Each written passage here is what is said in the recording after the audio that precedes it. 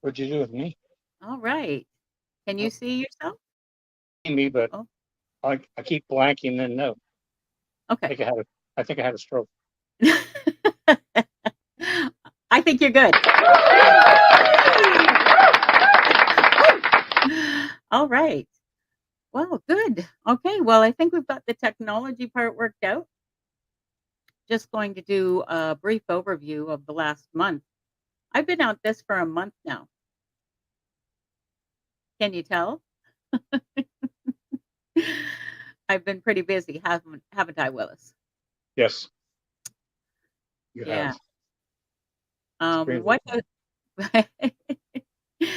I know I've made several types of bread, and got mead started. It's right behind you there.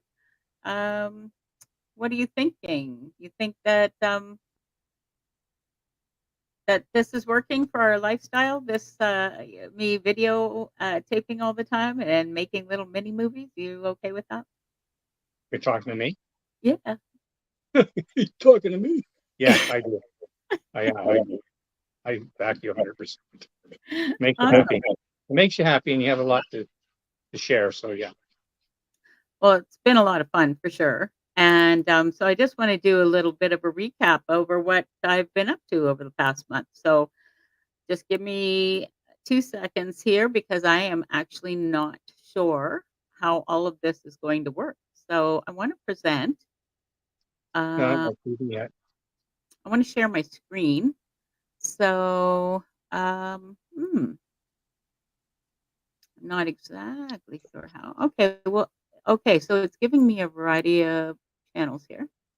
Okay, so the first one I'll go to, not that one, ah, is this. I'm going to talk about my experience with the Turkish bread.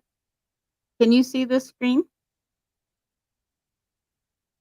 Yeah, I can see something. Uh, I have to get my glasses. It That's looks okay. something gray, or you're mixing something, or I'm not mixing anything. This is actually, I came across this recipe years ago and thought, oh, this looks delicious. And what I did was I copied the recipe and printed it out.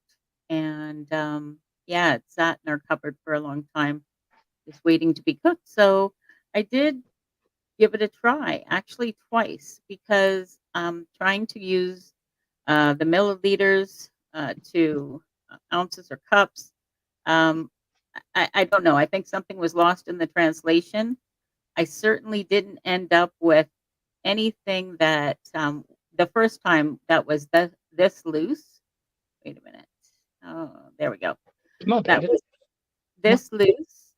Um, Mhm. and when I realized it wasn't going in that direction, I ended up making a loaf. And the loaf is actually pretty good if you're looking for like an Italian or a French loaf. No, an Italian loaf that has the crustier um, um, Yeah, crust on it. it was good. Yeah, it It was was, good. It just yeah. I had visions of this really super soft bread just by looking at this. It looked very soft. There was no way that it came out. I mean, it looked like this, sort of. I didn't go as deep to make the checkerboard on it um, when I did make it the second time. But it did taste good, but it was definitely a very crunchy crust to it. So that video is coming, and I don't have everything put together yet for it, but, yeah, I just, wanted to share the fact that I had actually, taped it twice. I taped it the first time to ma and I made a loaf, and then I went back and then, just I didn't add 1 of the cups of flour. I was down about 3/4 of a cup because it's like, I can't get this to work. So yeah, so that's what I ended up doing, and, it did taste alright. It looked somewhat similar, but would I make it again? It was good for, like, if we're having spaghetti, I would make it for that, because it was definitely a really good spaghetti type bread, but other than that, I'm still I haven't found anything that beats the Amish white bread, which is one of our favorite recipes. And this certainly was a nice bread, but it won't. It hasn't beat the Amish white bread. So anyway, I will get that put together and sent out. But yeah, that was quite an interesting little escapade when I realized that it wasn't going in the right direction. The loaf, I actually like the loaf better. The loaf made a very nice toast. Um, this bread is very flat, and like I said, you were serving it alongside of a spaghetti or a pasta dish, it would work really great. The loaf you can use for toast, but it's not as nice and fluffy or really as tasty as that Amish bread. That's still the one that can't be beat. Um, there we go. I'm back. There you are. So the sorry, I'm just looking at want to share. Oh, you've got the puppers there. Um, oh, okay. Yeah, I'm still working through the technology. I've never used this before. I, I've live streamed right off of YouTube. Finally figured out how to use your StreamYard, but this is the first time using it, so things are just a little sketchy here. I want to share the screen again, and this time, let's see. I want to go to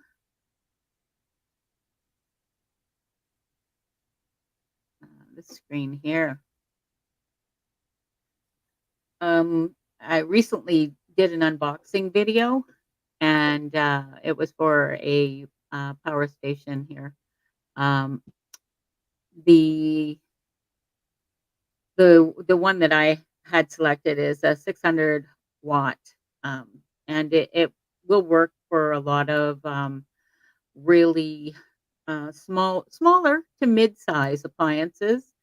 But I went back and made sure that I had added some of the links to the video that I was missing.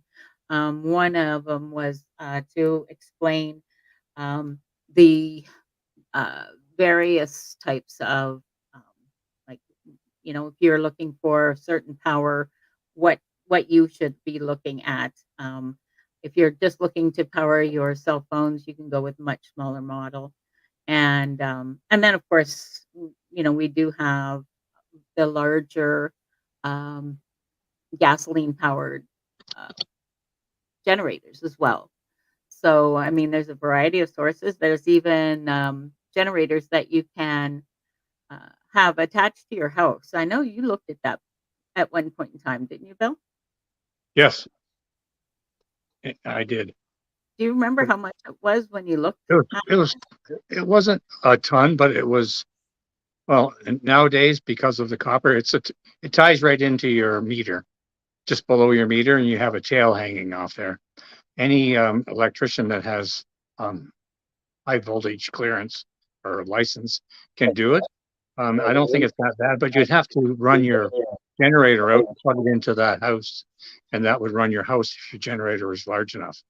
But then again, you have to feed the generator, which is diesel or gas. So right? well, So there are certain times that you'd want the gas powered. Probably like how much gas can you store and for how long before not it very long. You have to keep um, putting chemicals in it to keep it so that it'll burn. It's cheap stuff. So yeah. yeah, but when we had the 54 or 58 hour power outage and we only had that one generator, we just kept rotating the fridges and the freezers, and then we still managed to run the TV and so the kids could watch Netflix or something Mhm. because we had what 54. So that was after one generator. But again, if you don't have fuel, that's an issue, right? So But I Yeah. mean, you can run your place with a lot of extension cords too. So Yeah, that was in the summer. Like, we were lucky in that aspect because it was in the summer, but we also had, lots of company at that time. We had people, our family coming in for a visit, and then I guess we were down for, like, 4 days, without any electricity, and it wasn't just us, of course, it was the entire town and, our entire location, and, having the generator certainly did help, and it made things, comfortable enough. Um, and then there was the year that we didn't have power over Christmas. That was fun. Do you remember that one, Bill? yep, Yep, I do. I do. Yeah. So, I mean, the kids all thought it was great fun. I was not amused trying to prepare turkey. Uh, I think we ended up having a roaster that year. And I don't even know. I think one of our kids brought a roaster with them for Christmas, and so thankfully, because the roaster is electrical, and so we could power that up with the generator, and we cooked our turkey. Um, and when the power goes off in certain areas, like the area that we were in, it's the electricity that goes. Our heat doesn't go because we have natural gas heating. So if your But power for the goes out, fireplace only, Jackie, That- for the fireplace only. The furnace doesn't work because we have no power for the furnace. But right? but you can buy a tail now that goes into your furnace that you can plug right into your inverter. Yeah, I'd love to get that set up for sure. It's I think it would be a big asset. I don't know like how much it would cost to actually put it together, but I think that because we've got everything else, the only thing that we need, I think, is the inverter and the switch that would Yeah, then. they just it's a you can, if you know anything about electricity, you can hotwire a tail up for a plug-in, or if they have a component that you just unhook and install into your furnace that just has a tail that you plug an extension cord into your inverter. Or we had one guy that was charging. We saw one YouTube guy. He was charging he was running the furnace off his um, Jeep battery. Every once in a while, he'd start it up to keep it charged, and he ran his whole furnace blower off his car. So there's things out there. Yeah, there is. Um, I guess it never hurts to have some kind of backup, especially if you've got rolling blackouts. I know some of the people who've watched our videos are in areas where they do have rolling blackouts.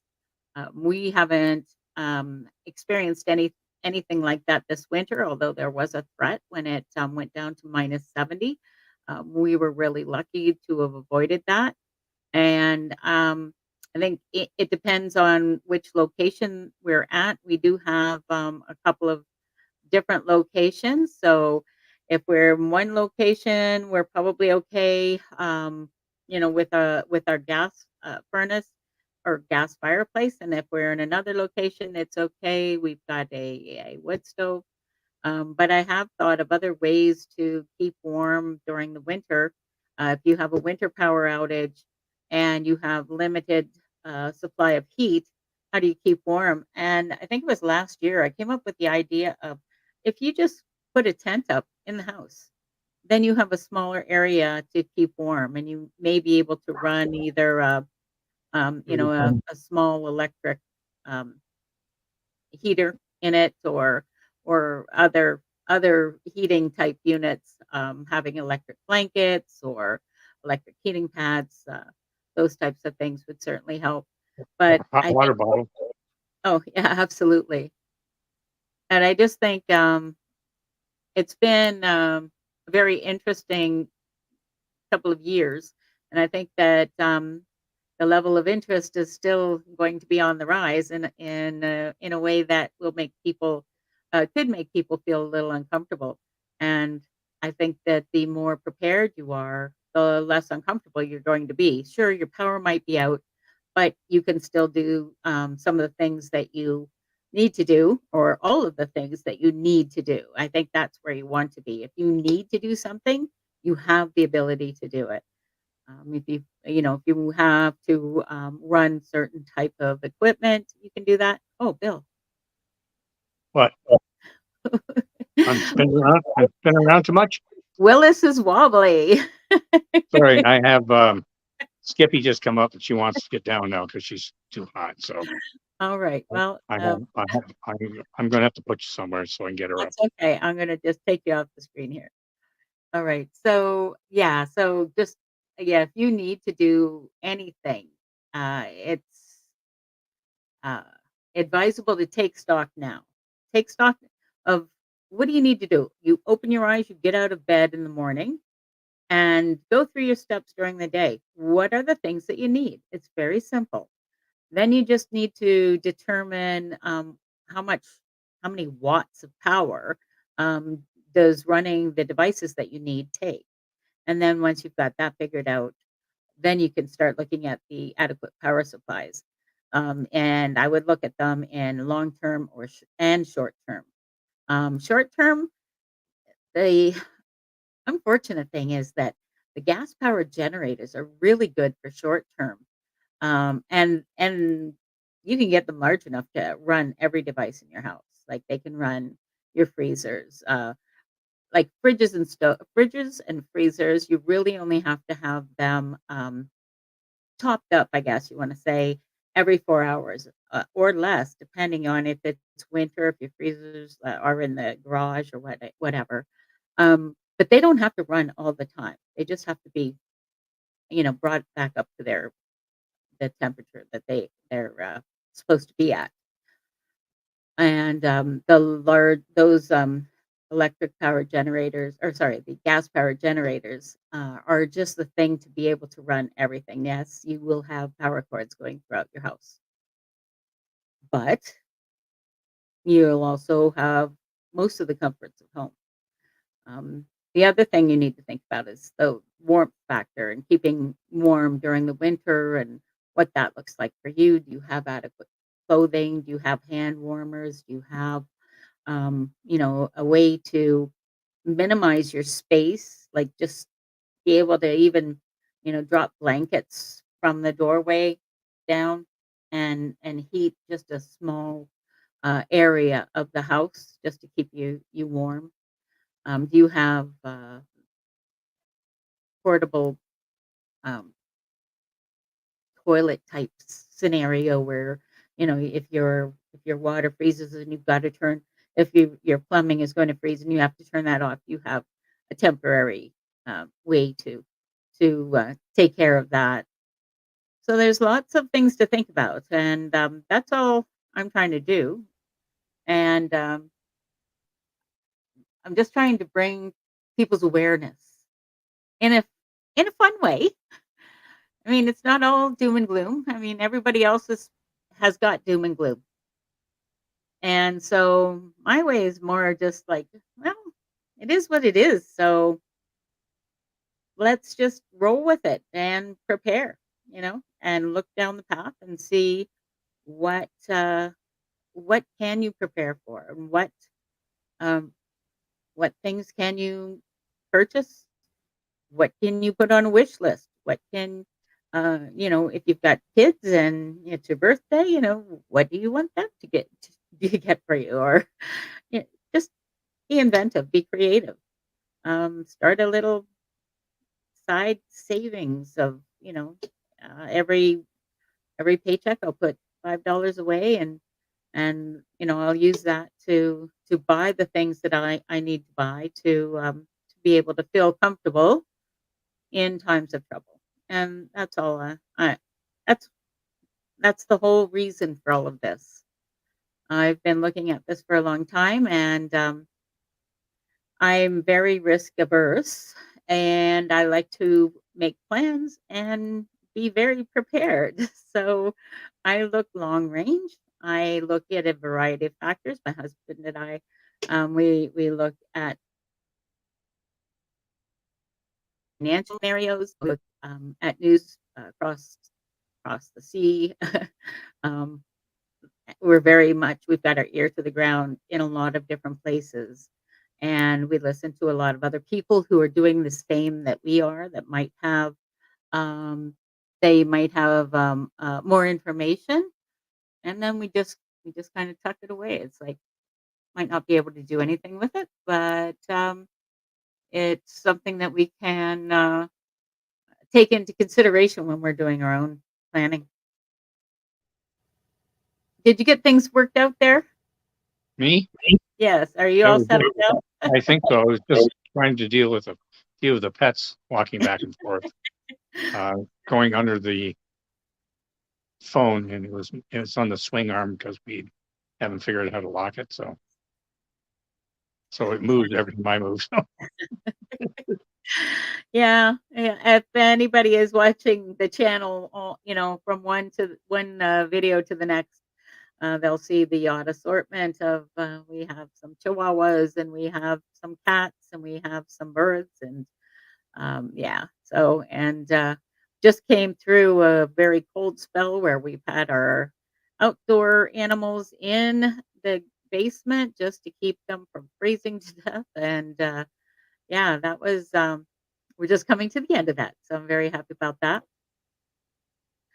But, yeah, this has been quite a journey, and, I I just, I don't know, as over Christmas, I started thinking about this, and, my husband had bought me a few toys, for this computer and a bunch of other equipment, and I just thought, "Okay, I'm gonna at least, give this a try." And I just wanted to make it so that the beginner could have a place to start and that we could all learn together and be our own tribe because there's so many, oh dear. Um, there's so many left and right and up, down, and directions, I guess, that people are being pulled, and, I only have one direction, and that direction is the direction of being safe, being protected, and having the knowledge and the skills and the tools that you need to be able to thrive, and that's kind of it for me. Um, I, uh I think that, it's it's going to be a long journey for everybody. I mean, especially if you haven't, been doing any type of preparatory work at this point. Yeah, it's time to probably start. And if you've started, then, good for you because you're on your way. And it's time that people just start to pull away from the ridiculousness that's going on in our world today, in whatever factor that is, whatever you find ridiculous, and just start to internalize your own situation and look at what can you do for yourself, for your family, and how you can best thrive. I think you're back. I got rid of the stick, or actually, it got rid of me. It threw me away. So That's yeah, okay. Oh, darn. I know we're kind of there's lots going on here because all of this is new. We are not professional in any way, shape, or form, and we don't know our way around any of this equipment. So Bill's on a stick, and now he's not. You're doing great, Willis. yeah. Now, I did have other things I wanted to take a look at, I don't know, is this something I've shared? Yeah, that one I've shared already, so I'm gonna get rid of that. and go to stop that screen. Oops, nope, that's my settings. I want to do. I'd seen that Brian Wilson's wife had died, and that really had upset me. Not that I knew her or anything like that, but it's very disconcerting to see these younger, older people. I'll say it that way. Like she's 77. I mean, it's not um the age it wasn't she's not young.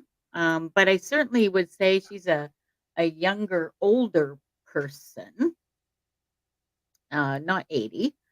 And they've got some money, so I would think that they've got, really good health care and things like that. And her death was a sudden death. And to see so many sudden deaths and to be an older person, I'm on the younger, older, I guess, scale. It's very disconcerting, and I think we all are kind of aware of these things that have been happening because there's so much more of this in the news lately of people, just dying, and it's scary to say the least. Um, and I don't know where I wanted to go with that, other than I just thought, not another one, not another person that died suddenly, and uh, yeah, uh, I feel very sorry for Brian Wilson. Obviously he leaned on his wife very much, and she was a big part of their life, of course, as anybody's spouse is. So um, sorry to hear that. Um, but moving on. Your meat's bubbling. Pardon? Said your meat is bubbling. Oh, good. Oh, speaking of that, here, I'll bring this. It's up, it's bubbling up in the canister now. So okay. Oops. Oh, all things mead. All things mead. I found this website earlier, and this looked really good. I haven't had a chance to really do a deep dive on it, but this person does all. They even do a mead cast, a podcast about making mead, and the various ways to make mead.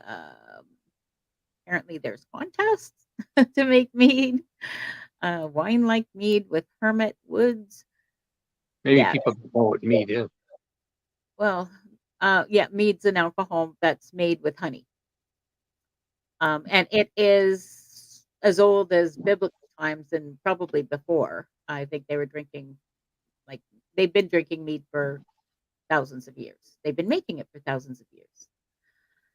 And so one of my projects was I've got some strawberry mead on the go, and today I went down. I had kept it kind of off to the side and um, in the dark and just in the corner of the house. And when I went over, it wasn't bubbling or anything. And I thought, oh, geez, that could be an issue. Um, so I had read that, oh, well, you should stir it. So I did some stirring and I brought it back out, and the stirring did help. And um, well, it seems to be percolating again, which is good. But I'll add that link uh, to the mead video, because it looked like something of interest. If people are interested in making mead and wanted to take it a step further, this guy looks like he knows all the stops. So that's good. Now we're going on to our next. I wanted to show you some. I've devised a logo for the Tiny Farm. And so I I've got it up on Fine Art America where you can buy mugs and various other things with the logo on it. So I mean, it's um, I wouldn't put it on a pillow, but you might want a coffee mug or something. Um, Tiny Farm, the farm where you are, and that's kind of the logo for this whole movement. This is taking control, developing your own farm, and I'll do the air quotes farm.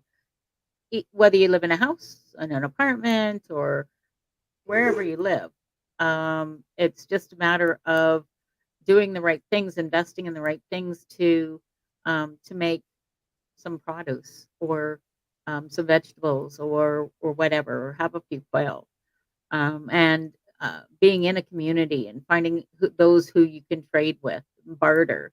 I think this will be a thing. So doesn't hurt to start looking at it now and getting ready for it. I have another one. I don't know if um, hmm, I think I have to exit the screen and go back to, oops, oh, jeepers. Sorry. I'm going to share. Oh, I think I have to get out of this. Well, anyway, there's another logo in there and it's for a tribe member. And I am owning this tiny farm, but I am part of a bigger thing, and that's really what being a tribe member is all about, is being a part of something bigger. And just want to bring this back up if I can, because here's the other one, which I quite like. So just designate yourself as one of us. So, okay, now I have to get out of here. No. So, Just so that. reached. Oh, I couldn't see it, so I just reached for my glasses and it was gone. So Oh, sorry. no problem. I know where you live. One of the other things I just wanted to share with everybody is just the stats on the channel. Um, we've had over 6,000 views in a month and 104,000 impressions. Well, there's just a little over 104,000 impressions. So things are going well. I've been busy. I hope that that hasn't offended anybody or put them off, because I am publishing a lot. And the reason that I am publishing a lot is because I don't know how much. I think there's I think this is a situation where time is of the essence. I think we need to get on stuff. And the more I can get out there, the more information people have. Um, the more this community grows, the more people will be able to, share information and talk amongst themselves and to um, learn, and be, we can have our own community. Like I said, like I think sometimes you have to turn off some of this exterior noise of this group's going this way and this other group's going in a different direction, and just say, you know what, I'm here. I am going in my own direction, and I am Yes. going to take care of Yeah. myself. And so you can all spin out and go crazy around me, but I'm doing this. And that doesn't mean to pop out of, being um, aware of what's going on, or even participating if that's really, something that you're interested in. Um, but in this landscape that we're in, I don't know. I don't know.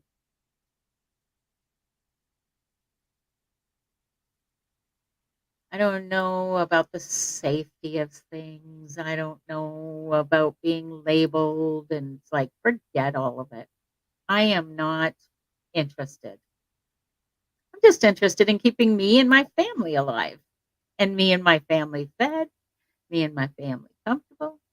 And I know Willis is in the same mindset, and that's why we've been actively looking at this stuff for quite some time now. And I see the exercise equipment behind you, and that'll be an upcoming video session on.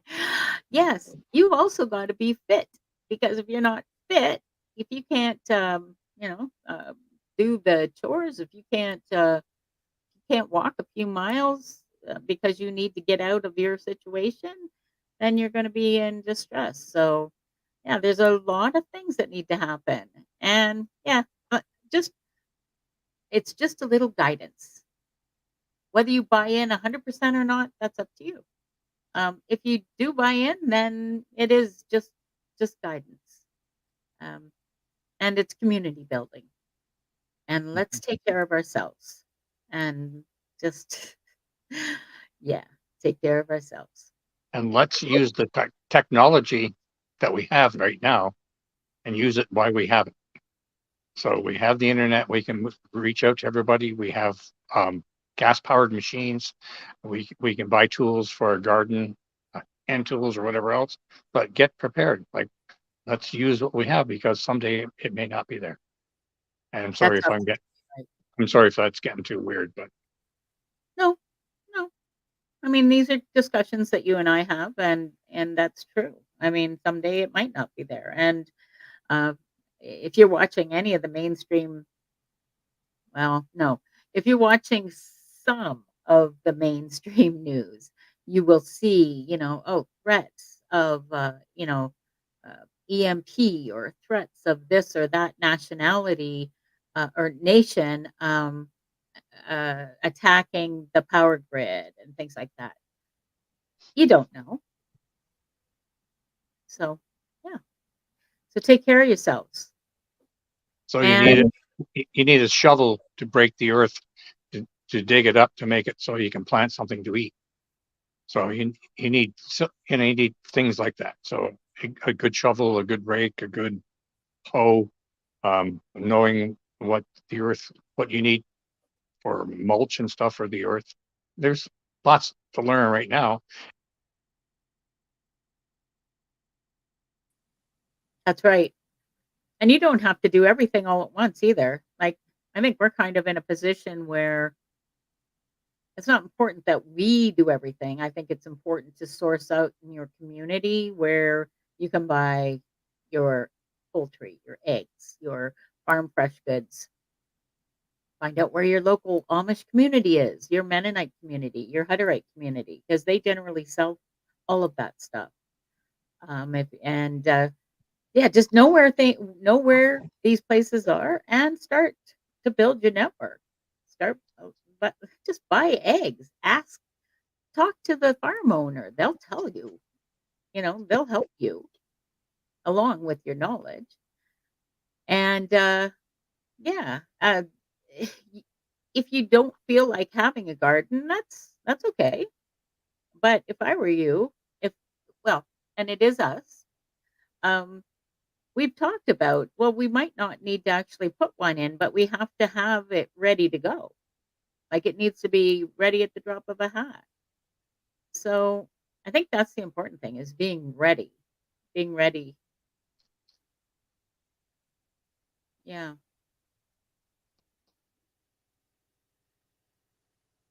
So I don't know. I think I'm kind of I'm talked out.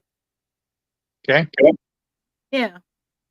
you can All come right, down and everybody. enjoy the fire. I will. I will. Well, thanks, for those of you who are going to watch after the live session when it's just posted online. Thank you very much. And yeah, if you like what you see, become part of the tribe. Like and subscribe. Bye for now, everybody. Bye.